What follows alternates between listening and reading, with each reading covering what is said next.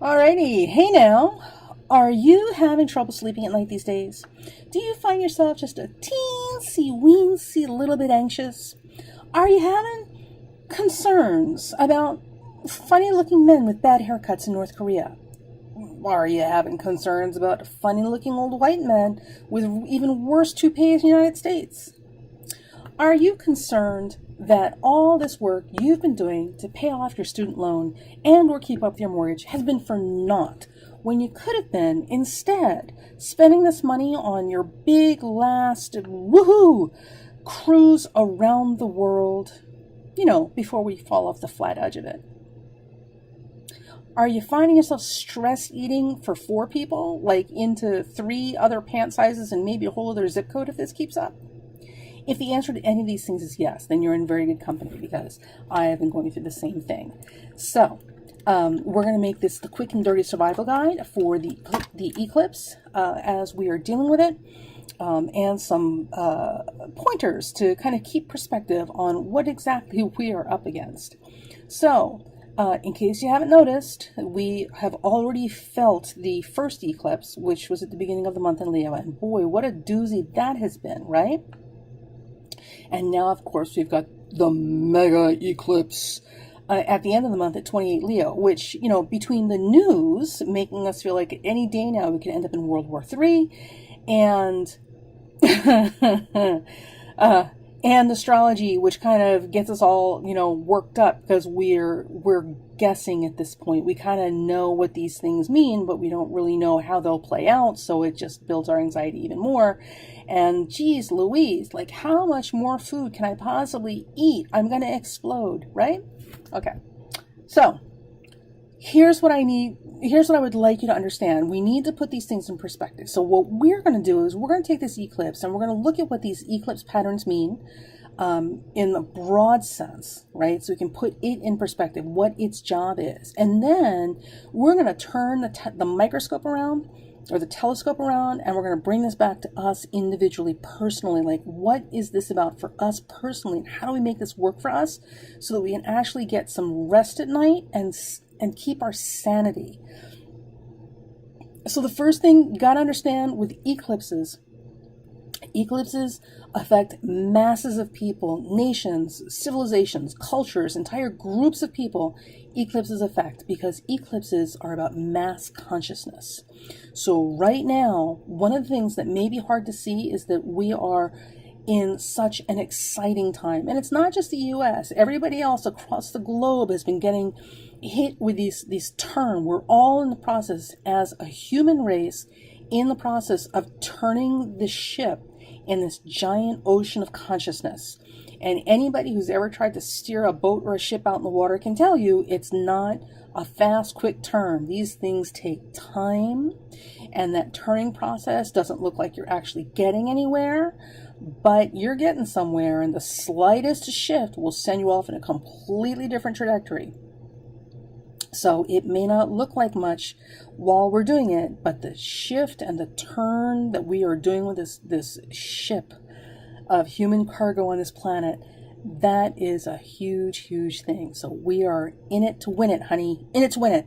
Okay, so the other thing, so the eclipses are all about mass consciousness, and there are demands for evolution that are hidden inside these eclipses. It's up to us to read the map. With that said, those evolutionary demands are not just for all of us as a group, it's also for us individually, okay? And when we understand what those things are, it is easier to ride this energy and surf it like a wave, as opposed to getting caught up in it and taken under helplessly, and feeling like we are at the mercy and victim of circumstances. So the eclipse in Leo, on a large scale, has a lot to do with the exact same thing that it's asking of us on an individual level. And what the eclipse is telling us, demanding of us, requiring that we do, is it is requiring that we find our joy. Now, I know you're listening to this and you're like, well, what on earth is that supposed to mean? Okay, so let's think about this for a second. So the sign Leo We know rules, children, right? Creativity. Sorry, my pen's a little thick. Games. Okay. So these three things alone, Leo rules, right? So what do these things have in common? Children are the expression of pure joy, right? Creativity is also the expression of pure joy. When we express ourselves creatively, we can't help but come from a joyous place. When you're singing, you're sharing your joy with other people, and you're inviting them to join you in it. You know, when we act or create art, none of these things necessarily have practical value, but they are an expression of our joy, okay? And even the games that we play, this has everything to do with the experience and expression of joy, okay? So this Leo eclipse is, seriously, it is about finding, reclaiming and finding our joy. So the distinction that's important here is that joy is not the same thing as pleasure. They're related but not the same thing. So when we experience pleasure, we say, oh, that feels really good. I really like that. But we are not compelled to share that with other people. Pleasure is a very selfish thing, okay? And being selfish is not a bad thing, but it is still a selfish thing. We don't feel compelled to share our pleasure with other people. A lot of times when we're having pleasure with something, and it's a selfish pleasure, we want to do the exact opposite. We don't want to share it at all. Joy, on the other hand, is this dynamic, overwhelming experience that we can't contain inside ourselves. We must share our joy. We can't help it. We are compelled to do it. So when you hear your favorite song come on and you can't help yourself and you start singing along to it out loud, you are not only expressing your joy, but you are sharing it with other people. You know, children are pure joy. Everything that they do, everything they experience, everything that is part of their growing and living is an expression of joy, you know, at just having this experience, you know, even when they're screaming in bloody murder. And what do children do? They want to share that with you. They want to share their joy with you. They can't help themselves, right?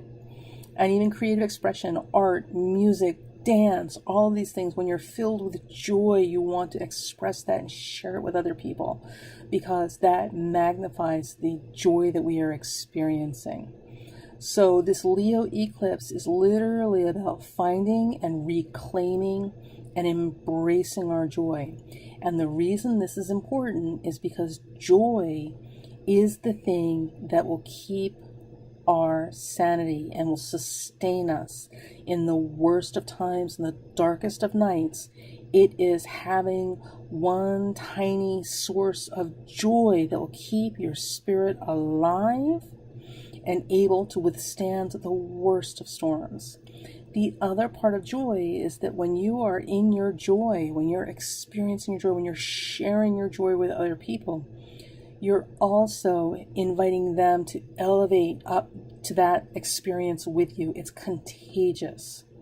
You know, when you are singing your heart out off key as the day is long, but you are loving what you're doing, you are loving that song, even though you may not necessarily sound so awesome, people still can't help but enjoy it with you. They're experiencing and sharing your joy with you because that's what joy does. Joy is the most healing experience we can possibly share with other people. So when we experience our joy and we share it and we give it to other people, it ignites them and sparks their joy as well, which starts a healing process in them. So this Leo eclipse is about the expression of joy, reclaiming it, finding it, owning it, and sharing it, embracing it. So I want you to think about this for a second. So when you don't have joy in your life, what does that make you? What happens when a person doesn't have any joy in their life? People who don't have joy in their life are small, they're mean, or they're petty, or some combination of the above. You will never see somebody who is in their joy that will be small, mean, and petty at the same time. It's impossible. So the people who have the least amount of joy often have the most amount of meanness and smallness and pettiness. So this isn't to say that we should judge them for that, but it is to say that they're definitely having a deficit. And you know what? We can help fill that deficit. We can help heal some of that by sharing some of our joy with them. That's how we elevate the people around us. And this is what this eclipse is requiring of us in an evolutionary sense. Okay, so that's some food for thought. That's the secret message in the eclipse pattern. Remember, it's not about pleasure. Pleasure can be very selfish. It's about joy. Find the thing that brings you joy. Okay, now looking at the eclipse pattern, there's some promising things here that are giving us hope that the world will not come to an end. So let's start with the big one, right? Okay, so the first thing is this eclipse is part of a grand trine, right? Now, a grand trine is a very protective aspect. It makes things easier. Makes things a lot easier. There's a lot of luck and protection involved in grand trines. So this grand trine involving the eclipse means that this eclipse, the functions and manifestations of the eclipse are very much going to go unchallenged, and they won't and should not be difficult to deal with. Now, this eclipse is going to involve Uranus and Saturn. Okay? So the eclipse involves, and it's particularly Uranus, because it's right there at the same degree of the sun and the moon. So Uranus with the new moon eclipse, Uranus has everything to do with shock value and overturning the status quo and breaking down rigid restrictions and old rules that are just not working anymore. But it also has to do with progress and moving things forward and getting out of our own way by force if necessary. And it can often feel shocking because Uranus is so far ahead in terms of their vision. They're having not future shock but present shock. So the sign of Uranus is very much about visionary, ahead of their time sort of thinking. So they're living in the potential future that could be, and they're very impatient to get there. So they move so fast it can feel very shocking and jarring when that Uranus energy kicks in, because it wants everything to happen right now, like yesterday. Enough already, enough of the past, let's go, go, go, go, go. So with the new moon eclipse and this Uranus together at these same degrees, that's going to be the most pronounced feeling of all, is this like a wake-up call or a shock to the system, that thing that snaps you out of your comfortable lethargy, and foggy brain sort of like not thinking thing, and really you become really hyper alert and hyper aware, and you're processing things a lot faster, and the truth, the absolute unvarnished, sometimes unpleasant, but hard to deny truth becomes evidently clear. And it's not truth for us individually or personally or whatever suits our personal agendas. It's truth on a very humanitarian, universal, principled way. So it's not the truth we want to hear, and it's not the convenient truth. It is the essential truth that moves us forward in our evolution. This is what's part of this grand trine with the eclipse.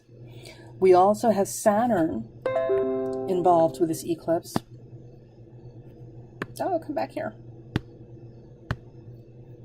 Saturn involved with this eclipse, and Saturn, of course, has to do with structures and foundations and boundaries and the rules that we live by. So this new moon eclipse with Saturn is going to help, ease the transition into a revision of the rules. Uranus is the reformer, and Saturn is the taskmaster. But this grand trine will allow us to kind of ease into new ways of doing things without necessarily having to upend the entire apple cart. Saturn and Uranus working together as part of this grand trine with the eclipse also means that we will be able to make changes that Uranus wants to move us ahead towards our future that are sustainable, because Saturn wants things that are going to last. So we're going to be very active in creating a paradigm shift that is sustainable in terms of what's really going to help us all move forward in our evolution.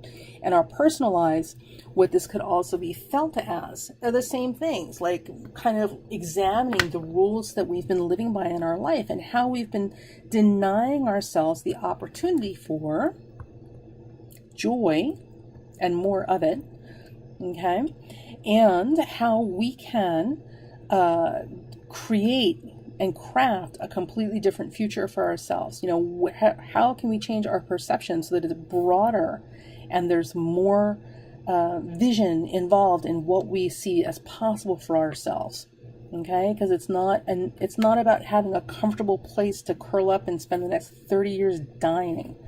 You know, it's very much about recreating the rules in a way that's progressive, okay, that helps us get to our joy. All right? Joy is a powerful thing, and if you think about it, there's a lot of people out there that haven't been in touch with their joy in a long time, and that by itself is a very heartbreaking thing. Okay? Now, some interesting things about this particular eclipse pattern I want you guys to pay attention to. Almost all the planets in here are retrograde. Okay? The only planets that are not retrograde in this chart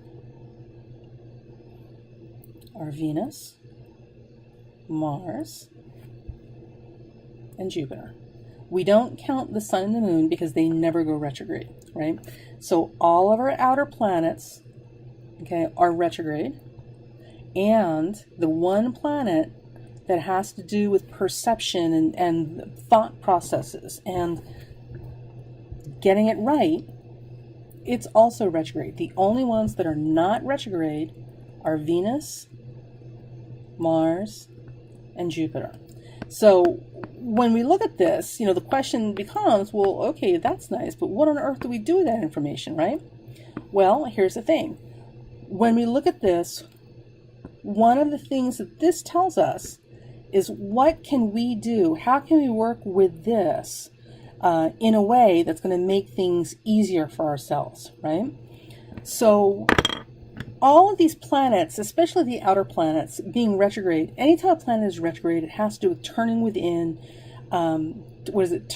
tuning out, turning in, and turning on. I think that's what the way the quote went from the 70s or the 60s. So it's very much about going deeper, going within, going deeper, and getting to the root of things, really examining things from a deeper perspective than the superficial presentations on the top.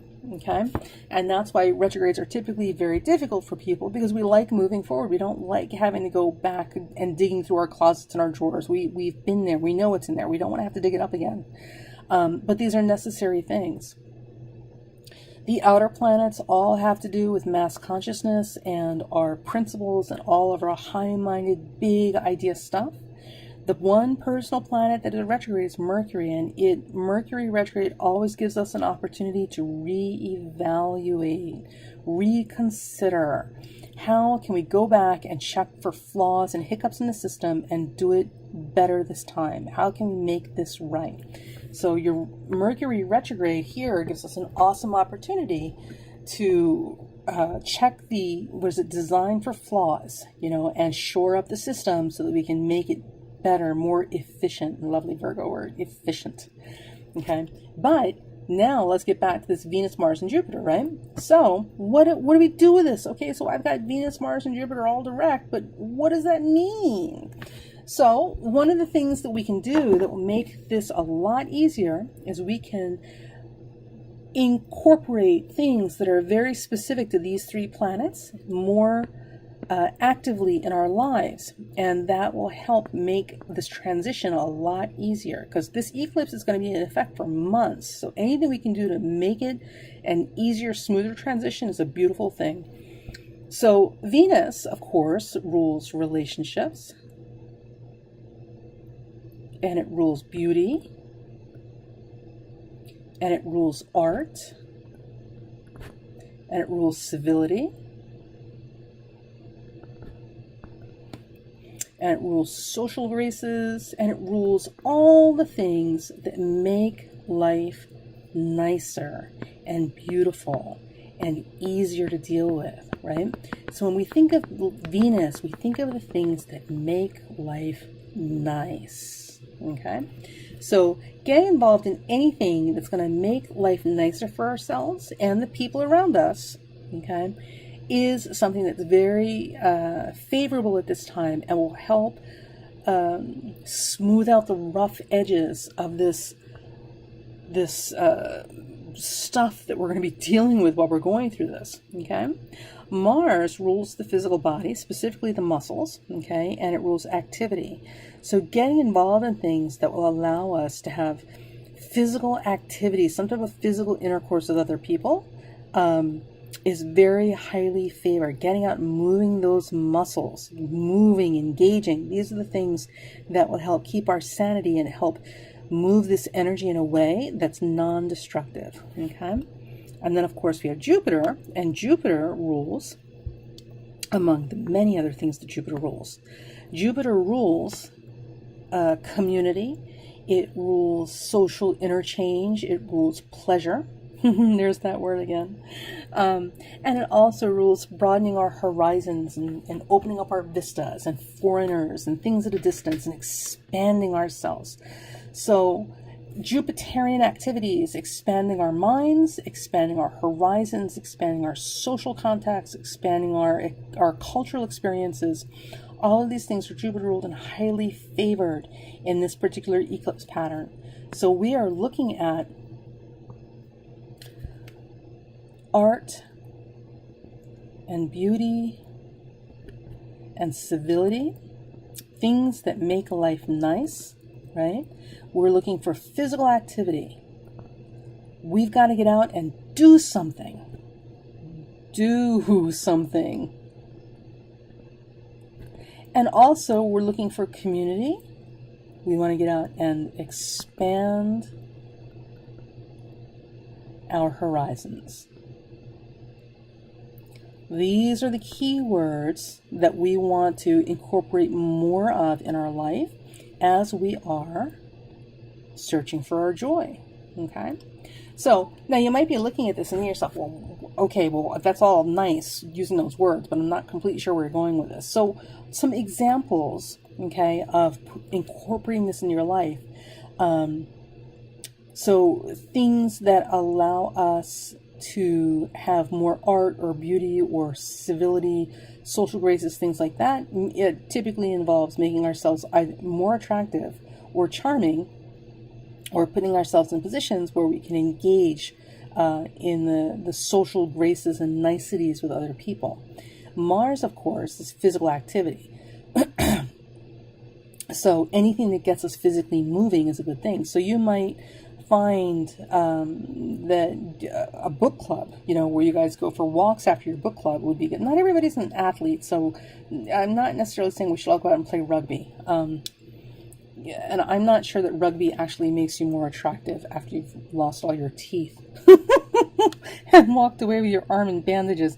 But, for some people, that's an aesthetic. But the engagement, some kind of engagement, friendly engagement with other people is very important. And it should be something that allows or involves physical movement, right? So going to the dog park and hanging out with other dog owners, going to a book club or a walking club or something like that, anything like that, is going to help immensely. And it will, of course, naturally, because you're moving around, make you more attractive because you're going to be healthier. And Jupiter, of course, is asking us to find community and to expand our horizons. So when we look at Jupiterian activities, if we're going to make ourselves more charming or attractive to other people, and we're going to be more physically active, we could go to the gym by ourselves and accomplish the Venus and Mars energy.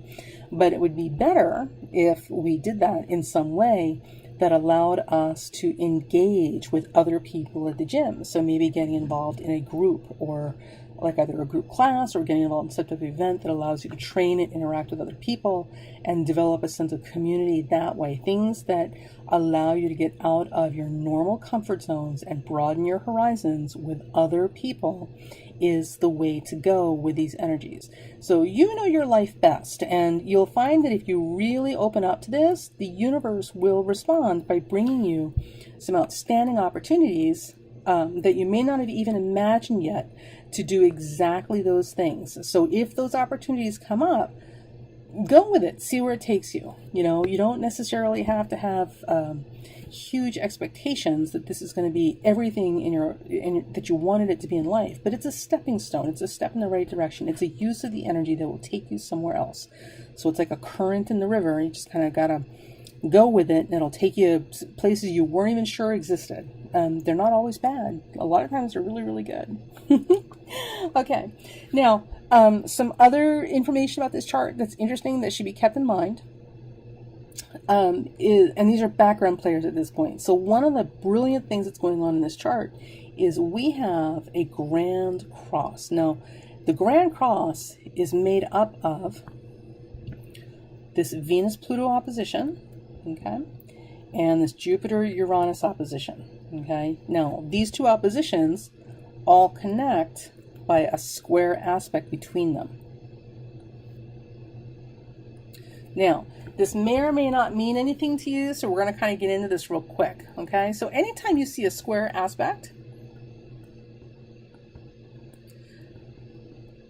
that is a 90-degree aspect. And a square aspect always, always, always, always means action. Whenever you see a square, it means there's got to be action. So the thing about a square is that it needs to do something, right? And a grand cross, these four squares together, what that really means is committed action. So unlike a square, which is action for action's sake, I mean, you get a square, it's going to move. It's got to move. But it doesn't necessarily mean that it's committed action. It's just doing things to do things, okay? Let's see. Sorry, I'm being a little anal here. But a grand cross is committed action. So at this time, with this energy and this ecliptic pattern, one of the things that's being required of us is that we do something. We're not allowed to pay lip service. We have to make committed action in response to whatever it is that we're being asked to deal with. So you're not allowed to, for example, turn the other cheek if really, when it comes right down to it, you're turning the other cheek is just you trying to avoid confrontation. That's not committed action. That's committed cowardice.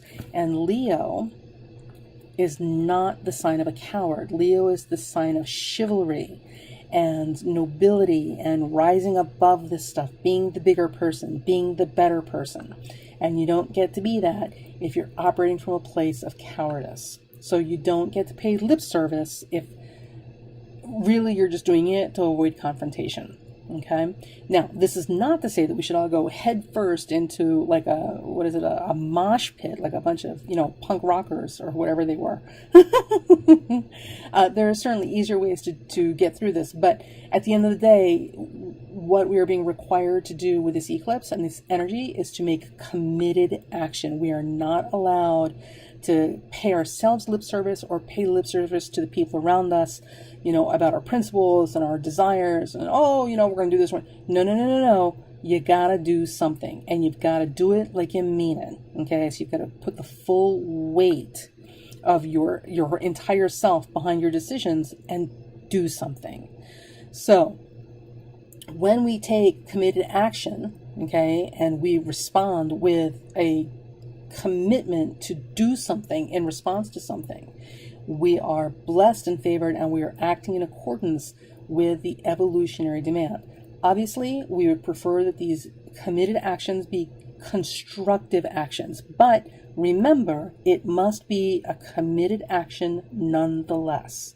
You don't get to sit on the sidelines this time. Everybody's got to take a stand, pick a side, and do something.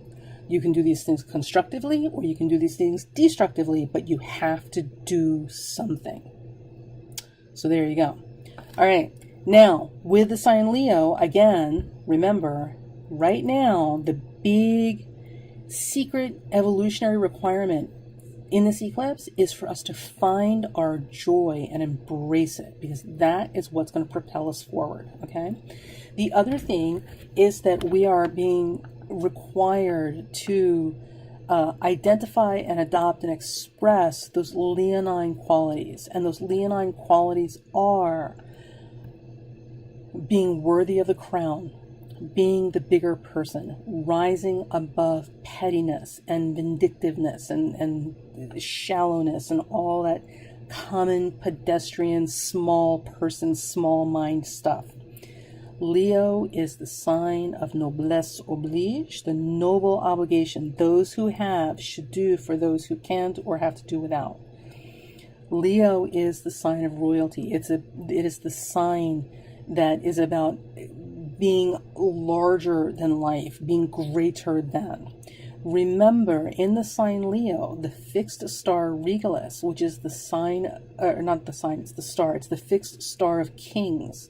And it's also the fixed star that indicates being significantly elevated above one's original station in life.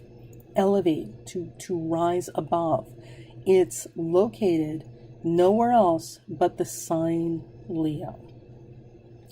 That's what we are all being asked to do. Rise up, be the bigger person, be the better person, be worthy of the crown of our divinity, and take committed action when you do it. Preferably constructive action, but committed action nonetheless. Okay? And some little things you should probably know, just as a general thing. So the new moon is conjunct Alphard, not Regalis. So the fixed star Alphard has a lot to do with unbridled passion. It's a very passionate, hot-headed fixed star, which can get itself into a whole lot of trouble because it's passionate and hot-headed to extreme degrees. The other side of this, because passion is necessary and passion makes us feel alive and vital. Don't discount passion. It's a beautiful thing. It is the thing that moves us and gets our big soft butts out of bed. And when you are in love and feeling passion again, oh my God, you're on fire, right? Passion's an amazing thing. But passion, like any fire, when out of control and not curbed and contained and managed and harnessed, can be very dangerous because it doesn't know when to quit. This fixed star Alphard also has to do with understanding human nature and art and creativity. So taking that passion and lending itself to creative pursuits, things that we can get passionate about that bring us joy. There, you see it? Those are the things that are going to unlock the magic in this eclipse pattern. The other is that Merak and Ras Elisad Australis are also conjunct Mars, which is very close to this eclipse. So Mars is giving this eclipse a lot of energy because Mars and the Sun are like the soldier and the general. They work well together, sometimes too well. And Merak and Ras Elisad Australis, the fixed stars, again, hot-headed, fiery, rammy kind of energy that can be very hard contained. In this particular case, this is why we need physical activity in our lives right now. We need to go out and physically do something with its energy and bury it somewhere. So community gardening is good. Weightlifting, if you're into weightlifting, just go easy if you haven't done it in a while. Building things, refinishing old, like literally refurbing and refinishing old pieces of furniture and stuff. Anything that's physically exertive that will allow you to put this energy and require some real muscle and grit and committed action to get the job done, that will use up this Mars energy and put it to tremendously good use. You're going to be absolutely blown away by the stuff you're going to accomplish, both in terms of skill and creativity, if you use this energy in that way. Now, if you don't, of course, what you're going to have is the loudmouth, obnoxious barroom drunk that wants to fight everybody because they disagreed with him. That would be the destructive expression of these energies. So let's try to put it somewhere good that will yield us applause and congratulations and admiration from other people. And we do that by taking committed action to physically exertive activities that will allow us to be creative and find our joy. So creative projects are highly favored right now, especially creative projects that allow us to kind of get in and share with people around us. Because remember, joy is about the stuff we can't help but share with other people. So that's the kind of energy we are dealing with right now with this eclipse, and there are positive ways to use this. Now, you might be listening to all this going, oh, okay, well, that's all very nice and well, but so, I don't see how that's so urgently critical. Like, what is the big payoff here, right? Well, here's the big payoff. When you use these energies and you ride that wave instead of allowing it to kind of swallow you up and bounce you around like a little ragdoll in the middle of the ocean, one of the things that happens is you align yourself with the energy, and that's when the magic happens. Because when you align yourself with this powerful ecliptic energy, you become magnetic. And when you become magnetic, you become charismatic, and you become charming and attractive, and you will start pulling into yourself all the things and people that you need, or maybe you didn't know you needed. A lot easier than if you didn't. Okay, so if there are things in your life right now that you'd really like to get some assistance with, or you'd really like to have some of those gaps in your life filled, okay, so some of those empty holes filled with something nice and substantive, like intimacy, friendship, a social life, some type of creative passion, inspiration, it will be easier to draw those things to you and have them magically and almost miraculously pop up and appear for you before you've even known to ask for it, if we get aligned with these energies. So, committed action. You don't get to sit on the fence this time. Nobody does. We've got to pick a side, take a side, and we've got to make a stand. We've got to do something. We don't get to talk about it anymore. And if we're going to do something, make it constructive action, not destructive action. Okay, this Leo sign eclipse is very much about finding our joy. Find your joy. Learn to recognize the difference between pleasure and joy, and find your joy. Find the thing that you're passionate about that gives you so much joy you can't help but share it with the people around you. That's the secret to making this eclipse work for you and getting in alignment with it. That's the evolutionary demand. There's a lot of power in joy. It's a divine expression. There's more to it than I can get into here, but just trust me with that and meditate on it, and you'll see exactly what I'm talking about. Think about the people who don't have joy in our lives, and that'll tell you everything about how important this is to us and our development. Okay? And also remember that Leo is about nobility and rising above being petty and small and mean. It's about being bigger than and better than. It's about being a champion of the weak and the vulnerable. Because Leo always champions the weak and the vulnerable. Okay, the lion doesn't go after weak prey. So, that, my lovies, is your hopefully helpful analysis of this eclipse pattern and this little cosmic wormhole we are entering right now. So don't let the news get to you. Don't get too wound up about the vague astrological predictions, because we're all kind of guessing here how this is all going to play out. And for astrologers who make their living making predictions, it's very important that they get things right. So you got to come in a little slack. They don't want to get too invested in a specific thing too literally, because one little detail could be off and somebody's going to be quick to call them on it as if that were the whole everything why they're wrong. But in any event, at the end of the day, leaders and nations, all of these things are all fine and well and good, but we still have to live our day-to-day lives. And it's going to be a lot easier to do that if we're getting some sleep. And able to get out of bed in the morning without being wildly depressed or overridden with anxiety. So find your joy. I want you to concentrate on what the word joy means to you in both theory and definition and practice and action, and I want you to cultivate that. Make that your mission, and you will be amazed at how much this heals and improves not just yourself and your own life and your life conditions, but everyone you come in contact with. That's the secret inside this ecliptic pattern. Use it or be used by it. Now go find your joy. Download transmission completed.